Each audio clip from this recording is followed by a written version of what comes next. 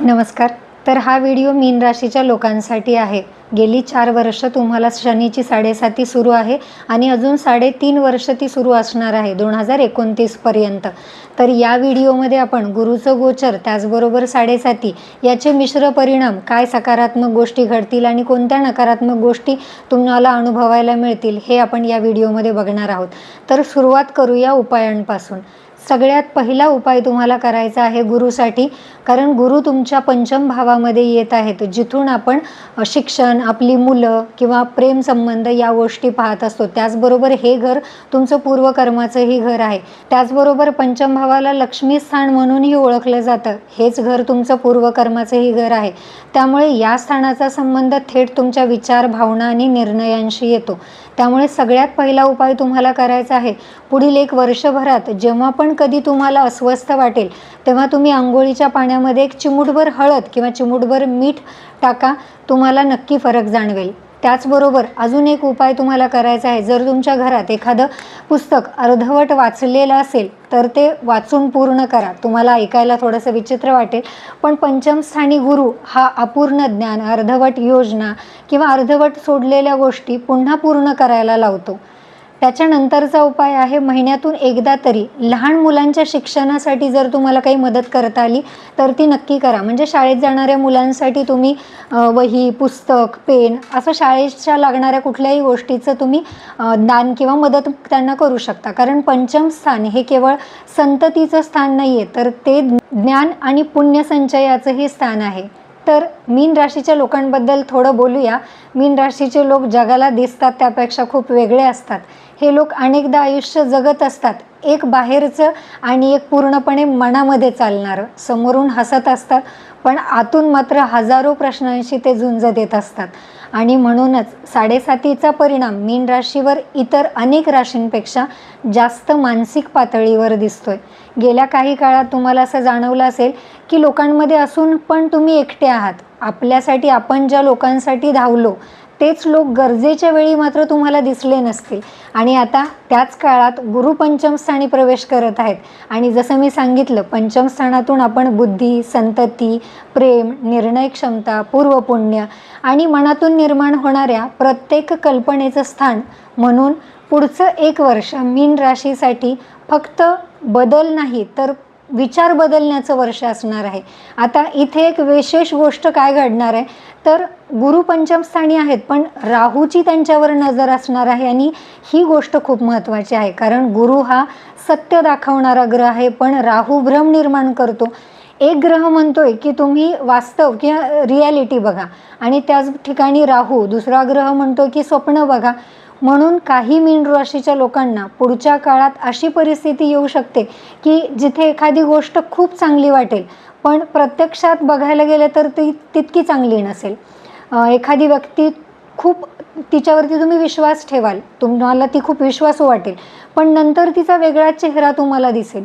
म्हणून या काळात तुम्ही भावनेपेक्षा निरीक्षण तुमचं किती महत्त्वाचं आहे, तुमचे निर्णय फार महत्त्वाचे आहेत. विशेषतः प्रेम, मैत्री आणि भागीदारी संबंधी निर्णयांमध्ये.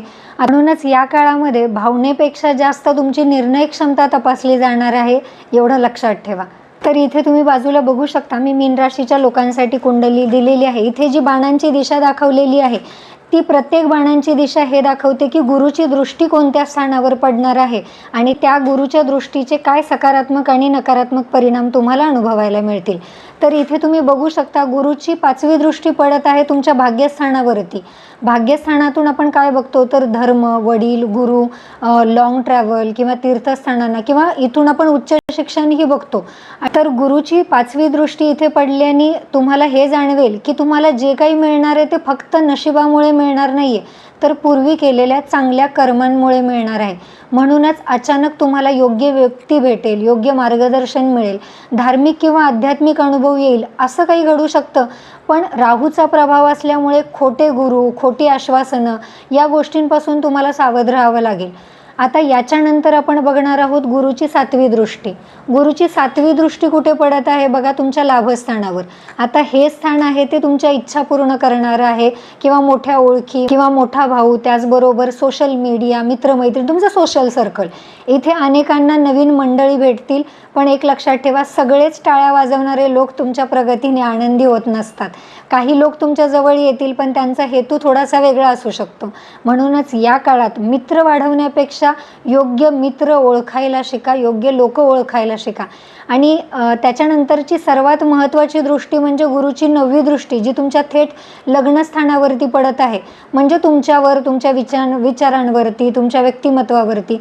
आणि इथेच एक मोठा बदल तुम्हाला दिसेल. अनेक मीन राशीचे लोक पहिल्यांदाच स्वतःसाठी उभे राहतील, नाही म्हणायला शिकतील, स्वतःची किंमत ओळखतील आणि वर्षानुवर्षे चालत आलेल्या भावनिक साखळ्या तोडतील. आता आणखी एक विशेष योग म्हणजे गुरुची दृष्टी शनीवर पडत आहे आणि शनी तुमच्या राशीतून 7.5चा अनुभव तुम्हाला देत आहे. याचा अर्थ काय, तर गुरु म्हणतो की आशा ठेव आणि शनी म्हणतो मेहनत कर. गुरु म्हणतो विश्वास ठेव आणि शनी म्हणतो वास्तवाचा स्वीकार कर. जे लोक या दोघांमध्ये समतोल साधतील त्यांच्यासाठी पुढचं वर्ष आयुष्याची दिशा बदलू शकतं.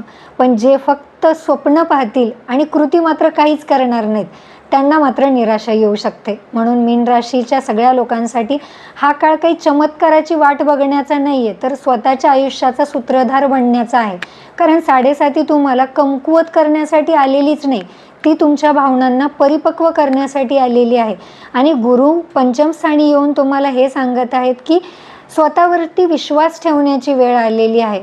आता हे गुरुचं गोचर तुम्हाला चांगले परिणाम देईल की वाईट परिणाम, हे कसं ओळखणार, तर ज्यांच्या कुंडलीमध्ये गुरु स्वराशीमध्ये आहे, उच्च राशीमध्ये आहे किंवा मित्रग्रहांसोबत आहे, तर तुम्हाला नक्की हा गुरु चांगले परिणाम देईल. त्याचबरोबर जर तुम्हाला चांगली दशा असेल तरी गुरुचे सकारात्मक परिणाम बघायला मिळतील. पण जर तुमच्या कुंडलीमध्ये गुरु खराब असेल, नीच राशीमध्ये असेल, शत्रुग्रहांसोबत असेल आणि त्याचबरोबर जर तुम्हाला राहू, केतू, शनी अशी कुठली तरी दशा किंवा अंतर्दशा सुरू असेल, तर मात्र याचे निगेटिव्ह परिणाम तुम्हाला बघायला मिळतील.